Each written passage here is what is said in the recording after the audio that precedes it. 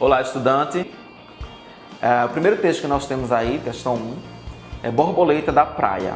A borboleta da praia é uma espécie endêmica no estado do Rio de Janeiro. Até o ano de 1989, era o único inseto na lista oficial de espécies brasileiras ameaçadas de extinção. Atualmente, esta mesma lista já ultrapassa mais de 200 outros nomes e não para de crescer. O desaparecimento da borboleta da praia está sendo causado principalmente pela ocupação irregular de seu habitat, cuja área abrange a região de restingas e lagoas salgadas.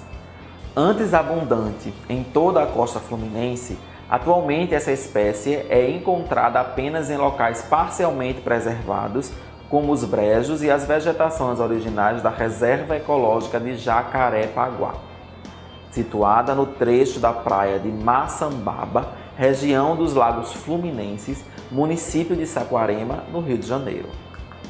A alimentação básica dessa borboleta é o néctar da vegetação arbustiva da restinga, principalmente o cambará e o gervão. Seu hábito de voo ocorre normalmente pela manhã e à tardinha. O tempo de vida da fêmea é em média 25 dias, quando deposita seus ovos sob as folhas Aristolochia macroura, uma planta venenosa. Tanto a Parides ascanius como outras lindíssimas borboletas de restingas podem ser vistas nas áreas brejais da Reserva Ecológica de Jacarepaguá. Segundo esse texto, a principal causa do desaparecimento das borboletas da praia é a ocupação irregular de seu habitat, a falta de vegetação original na reserva, a falta de restingas e lagoas salgadas, o isolamento dos locais de preservação, o pouco tempo de vida da borboleta fêmea. Se nós voltarmos um pouco aí ao texto, nós vamos ver um trecho que diz assim: o desaparecimento da borboleta da praia está sendo causado, aí o destaca a palavra causado, principalmente pela ocupação irregular de seu habitat. Está bem clara a informação aí, né, de que a causa principal do desaparecimento das borboletas é a ocupação irregular de seu habitat. Inclusive, a relação de causa está marcada aí pela própria palavra, né, que deixa bem clara aí esse tipo de relação. Então, o desaparecimento está sendo causado principalmente pela ocupação irregular de seu habitat, ok? Próxima questão, questão 2, diz o seguinte: o que está acontecendo com a natureza? Terremotos, inundações, tsunamis ocorrem com grande frequência em todas as partes do planeta, como nunca foi registrado nessa mesma intensidade. Os cientistas têm se empenhado em buscar outros fatores, mas a resposta está diante dos olhos de todos. É o homem quem está contribuindo e muito para todo esse cenário de tragédias, ceifando ao longo dos anos centenas de milhares de vítimas. Ou seja, o homem pode ser a vítima e também o causador de tantas tragédias que estão se alastrando com muita velocidade. O homem, de uma forma geral, é o grande culpado de todo o desequilíbrio ecológico, desde o aquecimento global até a negligência de um prefeito que simplesmente decidiu não limpar as galerias, o que contribuiu e muito para a tragédia.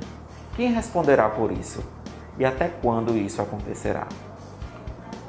De acordo com esse texto, as tragédias naturais são causadas de forma geral pelo homem, desequilíbrio ecológico, aquecimento global, planeta, prefeito negligente. A única alternativa que se encaixaria perfeitamente ao texto, a resposta, seria o homem, né? Porque de forma geral, se nós voltarmos para o texto, o homem é o culpado pelas tragédias. Tem um trecho que diz que é o homem quem está contribuindo muito para todo esse cenário de tragédias. Em outro trecho se diz o seguinte: o homem pode ser a vítima e também o causador de tantas tragédias. E no último parágrafo nós temos: o homem, de uma forma geral, é o grande culpado de todo desequilíbrio ecológico. Então, ele seria realmente o causador, o homem seria o causador desse desequilíbrio. Isso fica muito claro nesse último trecho. Na questão 3, nós temos um texto que diz o seguinte: o torcedor. No jogo de decisão do campeonato, Evaglio torceu pelo Atlético Mineiro. Não porque fosse atleticano ou mineiro, mas porque receava o carnaval nas ruas se o Flamengo vencesse. Visitava um amigo em bairro distante, nenhum dos dois tem carro, e ele previa que a volta seria problema. O Flamengo triunfou, e Evagrio deixou de ser atleticano para detestar todos os clubes de futebol que perturbam a vida urbana com suas vitórias. Saindo em busca de táxi inexistente, acabou se metendo num ônibus em que não cabia mais ninguém e havia 2 bandeiras rubro-negras para cada passageiro. E não eram bandeiras pequenas, nem torcedores exaustos. Estes pareciam terem guardado a capacidade de grito para depois da vitória. Evagrio sentiu-se dentro do Maracanã, até mesmo dentro da bola chutada por 44 pés. A bola era ele, embora ninguém reparasse naquela esfera humana que ansiava por tornar a ser gente a caminho de casa. Lembrando-se de que torcera pelo vencido, teve medo, para não dizer terror. Se lessem em seu íntimo segredo, estava perdido. Mas todos cantavam, sambavam com alegria tão pura que ele próprio começou a sentir um pouco de Flamengo dentro de si. Era o canto? Eram os braços e pernas falando além da boca? A emanação de entusiasmo o contagiava e transformava. Marcou com a cabeça o acompanhamento da música. Abriu os lábios, simulando cantar. Cantou. Estava batizado, crismado e ungido. Uma vez Flamengo, sempre Flamengo. O pessoal desceu na Gávea, empurrando Evagrio para descer também e continuar a festa. Mas Evagrio mora em Ipanema e já com o pé no estribo se lembrou. Loucura continuar Flamengo. Segurou firme na porta, gritou: "Eu volto, gente, vou só trocar de roupa." E, não se sabe como, chegou intacto ao lar, já sem compromisso clubista. Deixa aí de Carlos Drummond de Andrade. Qual é a causa da transformação de Evagrio em torcedor? A alegria contagiante dos torcedores. A inexistência de táxi após o jogo. A promessa de Evagrio aos torcedores.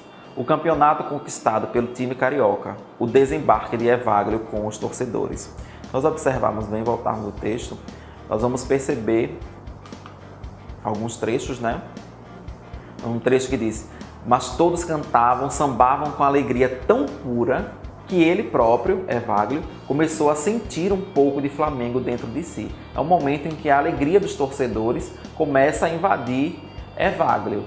Em outro trecho diz: "A emanação e entusiasmo o contagiava e transformava." Então, fica claro que a causa da transformação de Evagrio, na verdade,